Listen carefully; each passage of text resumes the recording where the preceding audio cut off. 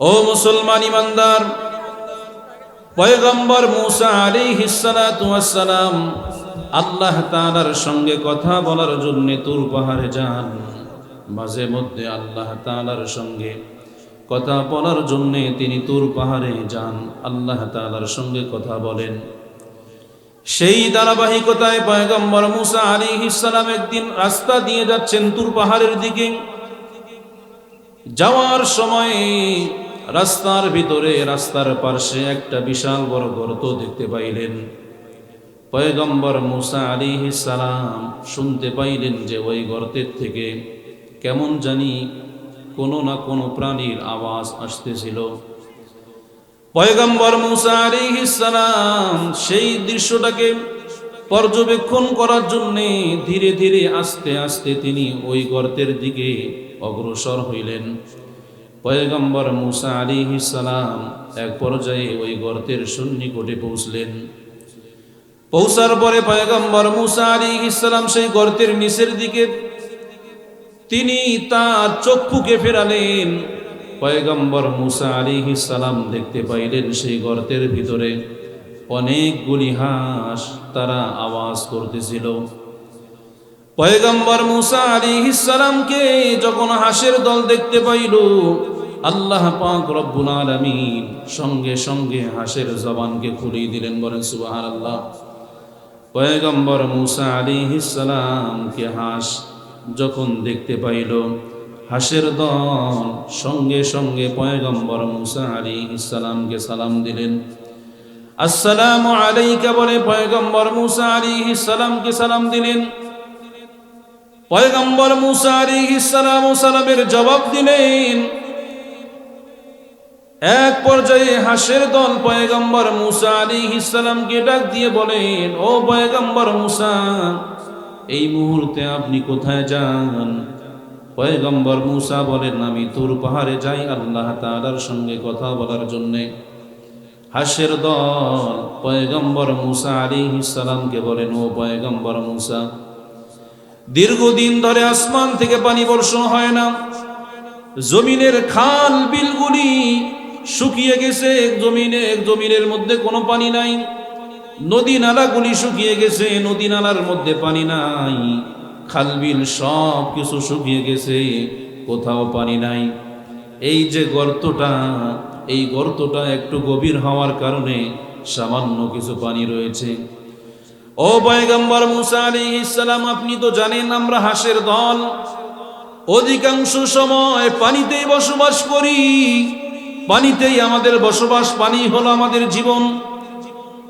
জমিনের মধ্যে খাল বিল নদী নালা শুকিয়ে যাওয়ার কারণে আমাদের জীবন নির্বাহ করা দুর্বিষহ হয়ে গেছে। ও পয়গম্বর মূসা, আপনি তো আল্লাহ তাআলার সঙ্গে দেখা করার জন্য, আল্লাহ তাআলার সাথে কথা বলার জন্য তুর পাহাড়ে যান। ও পয়গম্বর মূসা, আমাদের একটা ছোট্ট আবেদন আল্লাহ তাআলার কাছে পৌঁছাই দিবেন, আমাদের একটা মেসেজ, ওই মেসেজটা আল্লাহ তাআলার নিকটে পৌঁছাই দিবেন। পয়গম্বর মূসা বলেন, কি তোমাদের আবেদন? হাঁসের দল পয়গম্বরকে বলেন, ও পয়গম্বর, আল্লাহ তাআলাকে গিয়ে বলবেন তো রব্বুল আলামিন আরো কতদিন পর আসমান থেকে আসমানের পানি বর্ষণ করবেন, তিনি তার রহমতের বৃষ্টি বর্ষণ করবেন। পয়গম্বর মূসা আলাইহিস সালাম এক পর্যায়ে তুর পাহাড়ে চলে গেলেন। তুর পাহাড়ে চলে যাওয়ার পরে আল্লাহ তাআলার সঙ্গে কথা বললেন। আল্লাহ তাআলার সঙ্গে কথা বলার পরে পয়গম্বর মূসা আলাইহিস সালাম হাঁসের মেসেজটা, আবেদনটাও আল্লাহ তাআলার নিকটে পেশ করলেন।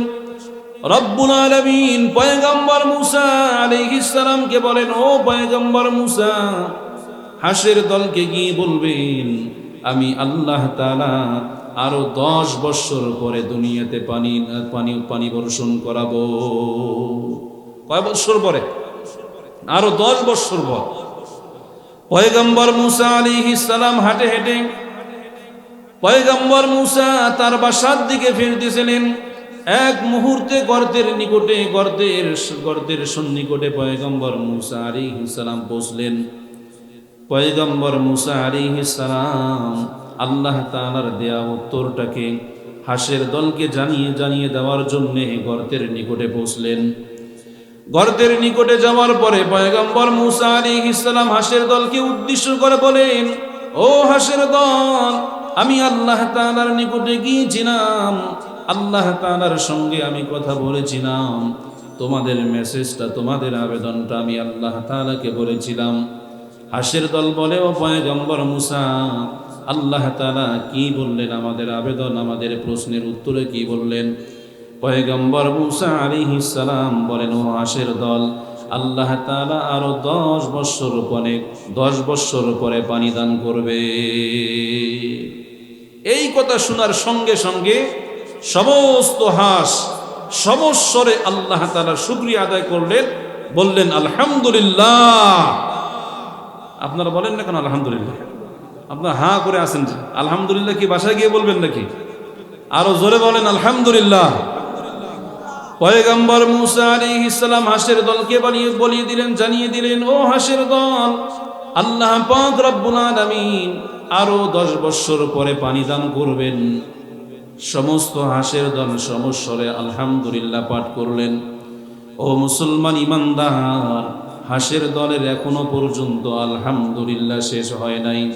আল্লাহ পাক রব্বুল আলামিন মুহূর্তের মধ্যে আসমান থেকে পানি বর্ষণ করে দিয়েছে। পয়গম্বর মূসা আলাইহিস সালাম তো প্রশ্নের সম্মুখীন হয়ে গেলেন।